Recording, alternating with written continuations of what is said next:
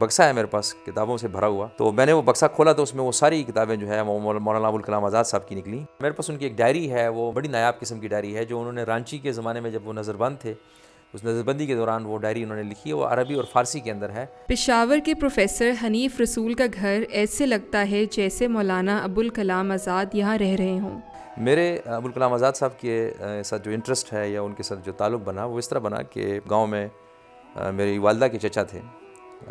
وہ جو ہے بیمار پڑ گئے تھے، تو ان کے پاس میں جایا کرتا تھا، اور انہوں نے کہا کہ ایک بکسا ہے میرے پاس کتابوں سے بھرا ہوا، تو میں نے وہ بکسا کھولا تو اس میں وہ ساری کتابیں جو ہے مولانا ابوالکلام آزاد صاحب کی نکلیں۔ تو اس کے بعد پھر میں ان کی کتابیں پڑھنا میں نے شروع کر دی۔ کتابیں پڑھنے کے بعد پھر یہ ہوا کہ میں استاد کی تلاش میں تھا، تو مجھے کراچی میں ڈاکٹر ابو سلمان شاہ جہان پوری سے میں نے رابطہ کیا، اور وہ بہت بڑے اسکالر ہیں مولانا آزاد کے، اور انہوں نے اپنے طور پہ ایک ابوالکلام آزاد ریسرچ انسٹیٹیوٹ بھی بنایا۔ ان کے پاس نہ صرف مولانا ابوالکلام آزاد کی کتب بلکہ ہاتھوں سے لکھی ہوئی نایاب تحریریں بھی ہیں۔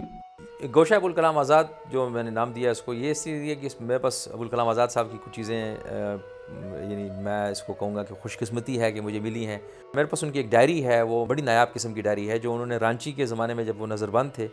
اس نظر بندی کے دوران وہ ڈائری انہوں نے لکھی ہے، وہ عربی اور فارسی کے اندر ہے۔ پھر ان کا جو کتاب ہے تذکرہ، اس کے اوپر مولانا آزاد نے جو ہے اس کو دوبارہ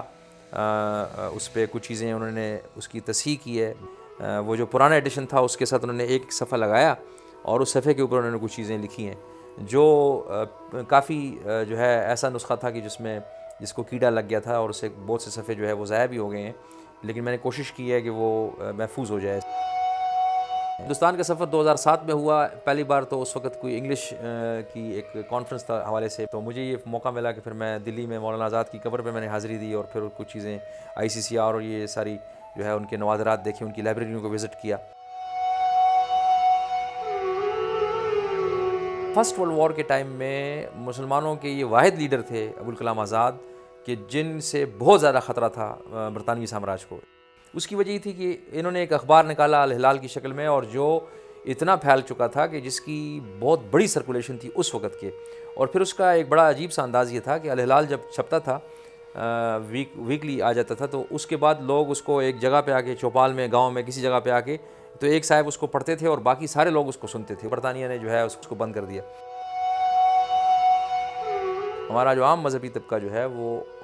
خواتین کے حقوق کے حوالے سے، آرٹ کے کلچر کے حوالے سے وہ ڈسکریجنگ ہے، وہ انکریجنگ نہیں ہے۔ واحد شخصیت ہے مولانا ابوالکلام آزاد کی، کہ جو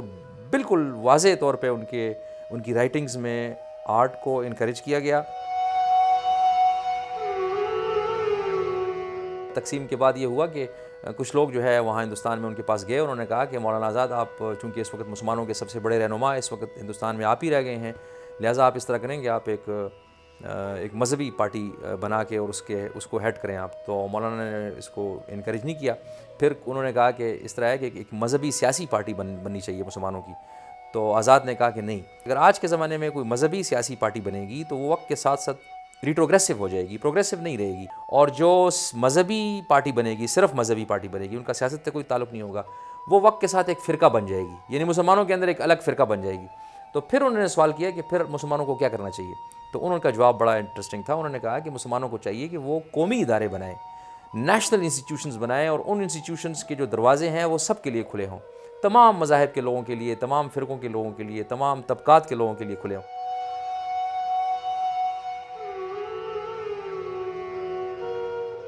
مولانا آزاد کا یہ خیال تھا کہ جو انسان ہیں، یہ سیاست اور مذہب تو ان کو ملانے سے رہی، حالانکہ ان کو ملانا چاہیے، لیکن وہ کلچر کے ذریعے سے ملیں گے، یہ ان کا ایک بہت بڑا وہ تھا۔ یعنی یوں سمجھ لیجیے کہ میں نے ابوالکلام آزاد کی جو اسٹڈی سے جو کانسیپٹ یہ نکالا ہے کہ جو کلچر ہے یہ ریلیٹ کرے گا انسان کو۔ انہوں نے یہ بھی کسی جگہ کہا کہ ہم نے یہ تو سیکھ لیا کہ ہم اپنے گھر میں کیسے رہیں، اب ہم نے یہ سیکھنا ہے کہ گھر سے باہر کیسے رہا جائے، یعنی دیگر مذاہب لوگوں کے ساتھ جو ہے ہم نے کیسے رہنا ہے، اور ان کے ساتھ ہم نے بھائی چارے سے وقت گزارنا ہے۔ تو ابوالکلام کا یہ جو میسیج ہے یہ بڑا ریلیونٹ ہے اس وقت۔